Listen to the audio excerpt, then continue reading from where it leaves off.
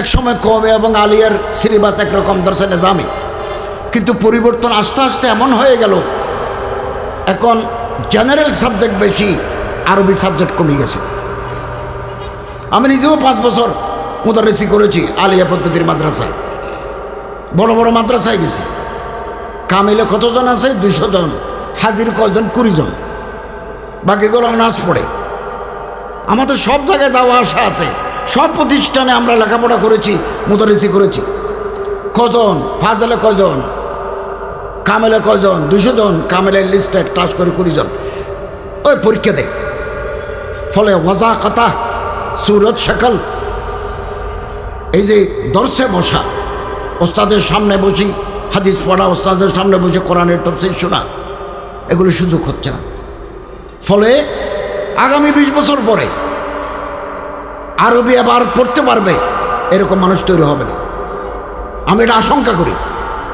It is my এপ্রিহেনশন।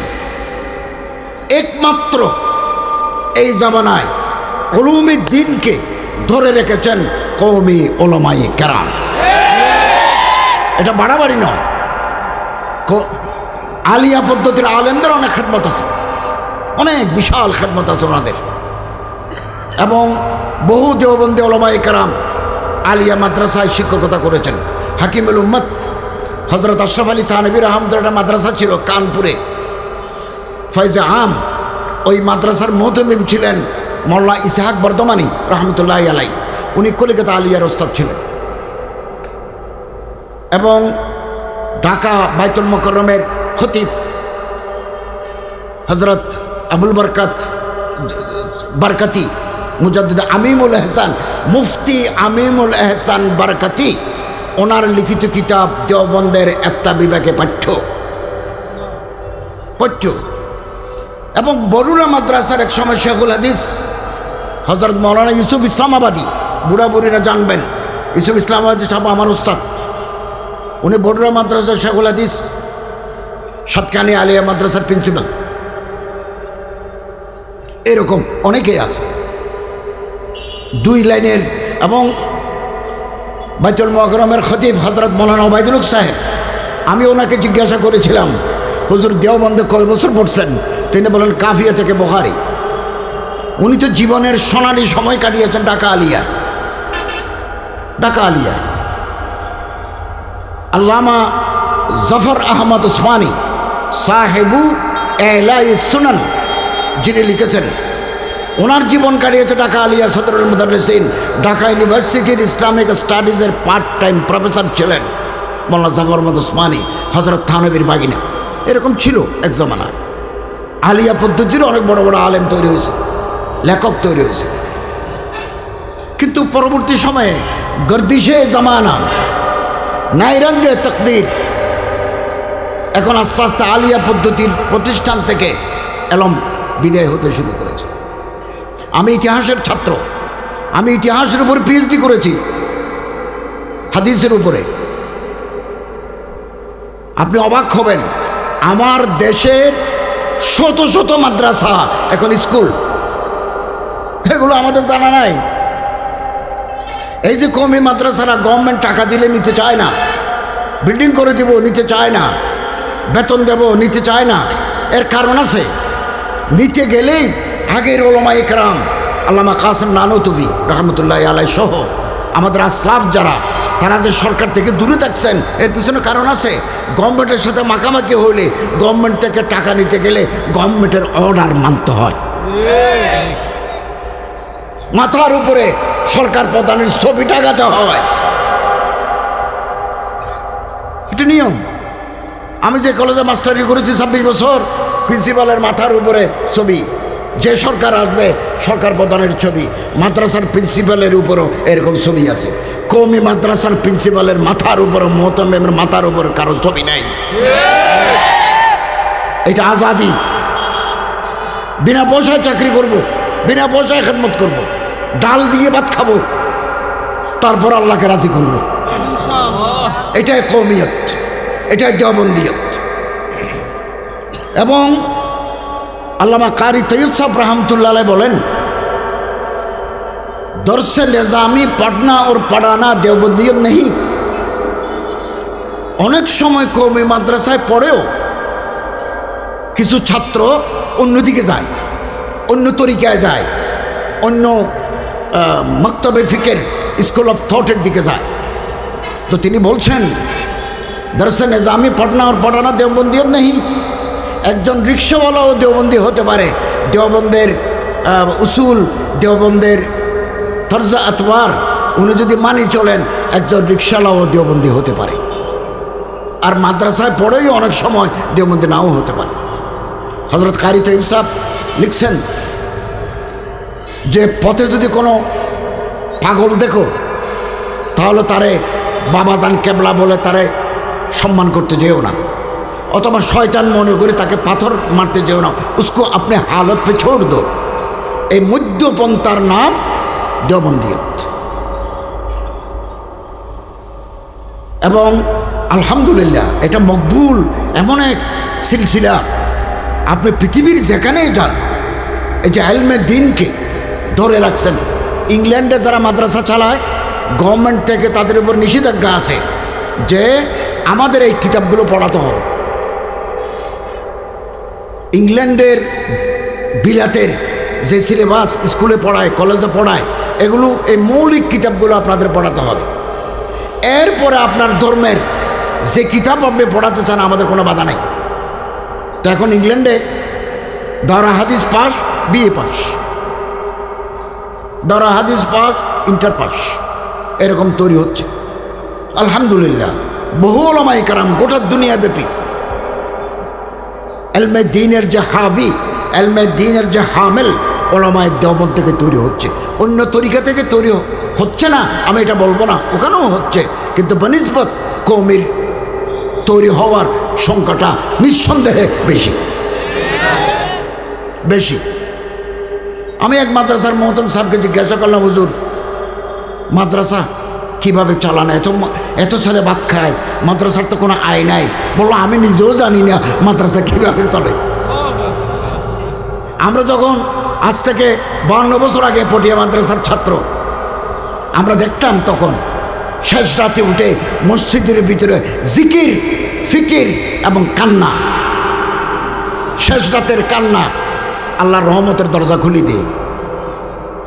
কতরাতু দুমুইন মিন খাশিয়াতিল্লাহ, এগুলো এখনো চালু আছে। এখনো মানুষ শেষ রাতে আল্লাহর দরবারে কাঁদে, আল্লাহ রিজিকের ব্যবস্থা করে দেন। সমস্ত মাদ্রাসা, মাদ্রাসা আরবিয়া কওমিয়া, এই ঐতিহ্য আগামী দিনেও আমাদের রক্ষা করতে হবে। সনদ আমরা পেয়েছি, সনদের জন্য আমি বহু বছর আগে 1985 ইংরেজিতে 83 ইংরেজিতে একটা লিফলেট করেছিলাম স্যার পৃষ্ঠা। এগুলো যখন ঢাকায় বিতরণ করা হচ্ছিল, অনেকে বললো আবার মাদ্রাসার দওরা হাদিস এমএ হয় কি করে, এটা ছিল এক সময় অকল্পনীয়। তারপরে শেখুল হাদিস আল্লামা আজিজুল হক সাহেব, মুফতি আমিনী সাহেব, সর্বশেষ আল্লামা আহমদ শফি সাহেব রহমতুল্লাহ আলাইহি সহ ওলামা মোল্লা সিদ্দিক আহমদ সাহেব সহ ওলামায়ে কেরামের মেহনতের ফলে এটা একটা বিরাট অ্যাচিভমেন্ট। এর চাইতে বেশি আর আমরা অগ্রসর হব না। এক সময় গভর্নমেন্টের পক্ষ থেকে বলা হয়েছিল যে কওমি মাদ্রাসায় কি পড়ায় আমরা জানি না, আপনারা জানেন না। আমি নয়া দিগন্ত পত্রিকায় মাসে 4টা কলাম লিখি, পোস্ট এডিটোরিয়াল লিখি, আজাদ। আমি যে কোনো মৌজুর উপরে লিখতে পারবো। এই জন্য আল্লামা আহমদ শফি সাহেব, হজরত নূর হোসেন কাসেমি সাহেব, এই কুমিল্লার কাসেমুল মাজার মৌলানা আশরাফ আলী সাহেব, মৌলানা আশরাফ আলী সাহেব এবং আমি 83 ইংরেজিতে আমি পাস করছি। তারপর মৌলানা আশরাফ আলী সাহেব সহ এক বিছরায় আমি 4 বছর ছিলাম। আল্লাহ তাআলা মৌলানা আশরাফ আলী সাহেবকে জান্নাতুল ফিরদৌস নসিব করুন, আমিন। হযরত মৌলানা আশরাফ আলী সাহেব রহমতুল্লাহ আমারে বলছেন, খালেদ ভাই কোনোদিন যদি আমার মৃত্যুর সংবাদ শুনেন, আমার জন্য আপনি মাগফিরাতের দোয়া করবেন। ওনার জন্য আমার অন্তর জ্বলে। এই হযরত উলামায়ে কেরামদের মেহনতের ফলে আজকে কওমি মাদ্রাসার সনাত হাইয়াতুল উলিয়া সনাত equivalent to MA Islamic studies in Arabic. এটাকে কাজে লাগানো দরকার, কাজে লাগানোর তরিকা আছে। আমি প্রত্যেকের জীবনে লিখছি পত্রিকায়, বড় বড় উলামায়ে কেরাম যারা আমাদের একেবারে সর্বশেষ লিখছি আল্লামা রফি ওসমানী সাহেব বহু বছর আগে পটিয়া মাদ্রাসা আসছিলেন, তখন আমি পটিয়া মাদ্রাসার উস্তাদ। মাওলানা হারুন ইসলামাবাদী বলেন, তোমাকে রফি উসমানী সাহেব অথবা আনজার শাহ কাশ্মীরের যে কোনো একজনের বক্তৃতা উর্দু থেকে বাংলায় করতে হবে। তো আমি চিন্তা করলাম যে রফি উসমানী সাহেবটা করি। তো আধা ঘন্টা 40 মিনিটের বক্তৃতা এক্সটেম্পোর, উনি বলবেন, আমি এখানে তর্জমা করে নোট করে আলহামদুলিল্লাহ। রফি উসমানী সাহেব খুব খুশি হয়েছেন। রফি উসমানী সাহেব জীবনী লিখছি দেওবন্দি ওলামায়ে কেরামে। সম্মানিত হাজরিন, এই ওলামায়ে দেওবন্দের যে ঐতিহ্য, ভারতের একজন সাংবাদিক বলছেন, दरियाओं में बियाबां में सहाराओं में जिधर देखता हूँ मौलाना कासिम नानतवी के सिपाही नजर आते हैं। পৃথিবীর যেদিকে তাকায় আল্লামা কাসেম নানতবির সন্তান আমাদের চোখে পড়ে। ওয়াজা, কথা, সুরত, শেকল, সুন্নতের পাবন্দি এগুলো আছে। এটা আল্লাহ তাআলার রহমত।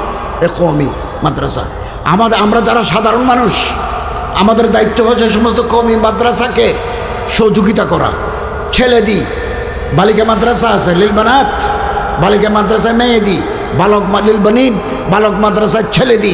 আমরা সহযোগিতা করব, টাকা দেব, পয়সা দেব, খোঁজখবর রাখবো, হুজুরদের আনি খাওয়াবো। দারুল উলুম দেওবন্দের পাশে এক মানুষ ঘাস চাষ করত।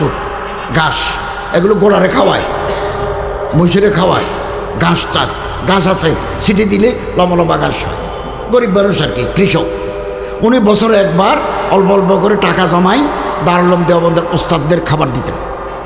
ওস্তাদরা বসে থাকতেন কখন ওনার দাওয়াত আসবে। একজন কৃষক হুজুরদের মহব্বত উনি দেওবন্দি। আর যারা দেওবন্দ মাদ্রাসা থেকে, কওমি মাদ্রাসা থেকে ফারাক হয়ে অন্য প্ল্যাটফর্মে কথা বলে, তারা দেওবন্দি হতে পারে না। সম্মানিত হাজরিন, এই মোবারক সিলসিলা কি মানুষ তৈরি হয়েছে, কি মানুষ। ডক্টর আকরাম নদভী, উনি নদওয়াতুল উলামার ফাজেল, বাংলাদেশে আসছিলেন 2 মাস আগে। আরবি, ইংরেজি, উর্দু 3 ভাষা মাদারি জাবানের মতো। ওনার 40 খণ্ড কিতাব আছে মুহাদ্দিসাত, আরবিতে লিখছেন মুহাদ্দিসাত, মহিলা মুহাদ্দিসা, ভূমিকা যেটা, তকদিম, প্রিয়াম্বল, এটা 500 পৃষ্ঠা ইংরেজির। আমার এক ছাত্র আমার গুগল থেকে ডাউনলোড করে দিয়েছে, এত বড় 500, 40 খণ্ড লিখছেন এবং আন্তর্জাতিক ইসলামী বিশ্ববিদ্যালয়ে কবি আসছে। এরকম মানুষ তৈরি হয়ে গেছে। তকি উসমানের মতো মানুষ তৈরি করেছে দেওবন্দি মাদ্রাসায়, কওমি মাদ্রাসায়। আনোয়ার শাহ কাশ্মীরের মতো মানুষ তৈরি হয়েছে কওমি মাদ্রাসায়। মানাজির হাসান গিলানির মতো মানুষ তৈরি করছে কওমি মাদ্রাসা। আবুল হাসান আলভী নদভীর মতো, আল্লামা নদভীর কিতাব মাজা খাসিরাল আলম বিন হেতাতুল মুসলিমিন পৃথিবীর 26টা বিশ্ববিদ্যালয়ে পড়ায়। 26টা বিশ্ববিদ্যালয়। এই সমস্ত সোনার সন্তান কওমি মাদ্রাসা তৈরি করেছে। আল্লামা তকি উসমানের কথা কলম সাথে সাথে লেখা হয়ে যাচ্ছে। বুখারীর দরজ দিচ্ছেন, দরসে বুখারী। তিরমিজির দরজ দিচ্ছেন, দরসে তিরমিজি। মসজিদে খুতবা দেন। আমি আমার মসজিদে 16 বছর যাবৎ খুতবা দিই, তো আমারগুলো তো লেখা হয় নাই। কিন্তু তকি উসমানের ইসলাহি খুতবাত এখন 32 খণ্ড। আমরা ওখান থেকে ইস্তেফাদা করি। আল্লাহ এমন মানুষ তৈরি করে দিয়েছেন যাদের প্রতিটি নিঃশ্বাস মূল্যবান। এরকম কওমি মাদ্রাসা থেকেও অনেক মেধাবী, জহিন, ফতিন, জাকি মানুষ তৈরি হচ্ছে। আমরা সহযোগিতা করব। আমরা যারা সাধারণ মানুষ, ব্যবসায়ী, কৃষক, দোকানদারি করি, আমরা এই সমস্ত মাদ্রাসাকে সহযোগিতা করব।